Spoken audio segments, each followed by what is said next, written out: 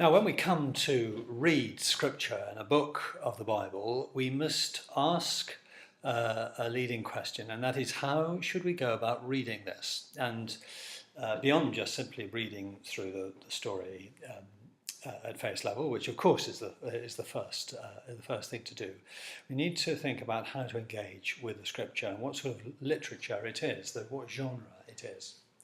Now, the book of Exodus is epic literature, and with a whole lot of sub-genres within it. And listen to this description from the beginning of the English Standard Version. A cruel villain, Pharaoh, and an unlikely hero, that's Moses. Fantastic disasters, the plagues, and a spectacular deliverance in the crossing of the Red Sea. A long, desperate journey through the wilderness, followed by a mountaintop experience where Moses receives the Ten Commandments, and then a grand finale where God's glory actually fills the temple. All of this happens in the space of 40 chapters. So you can see there's an enormous amount going on. I suggest that you take a section and you look at it really carefully. You might want to take chapters 32, 33 and 34 where Moses has this extraordinary conversation with God and God reveals his character to him.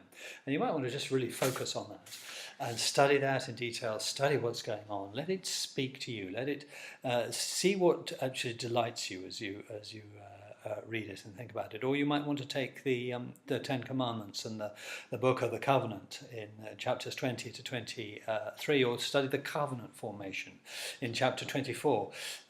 You might want to compare that with Genesis 15, where God forms a covenant with Abraham. And or look at the plagues, or look at some other aspects of the entire story. I suggest that you look at each section on its own, allow it to speak. Look at the way that the narrative and the teaching are interwoven all the way through. And the story of the Passover is extraordinary. It's told in a liturgical way.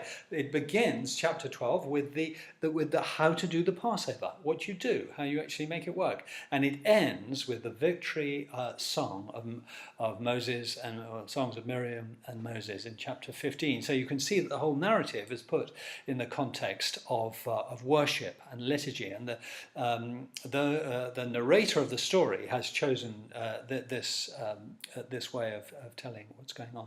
So finally, the key question is always, what do we do about it? There's no point in reading scripture unless we're going to do something about it. And I think very obviously the first area of application is simply obeying the Ten Commandments, and that's an excellent place to start.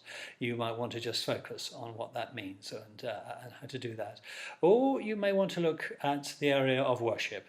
Exodus is about a people being saved out of slavery in order to worship. And that's what they do, and the glory of God comes and fills the tabernacle.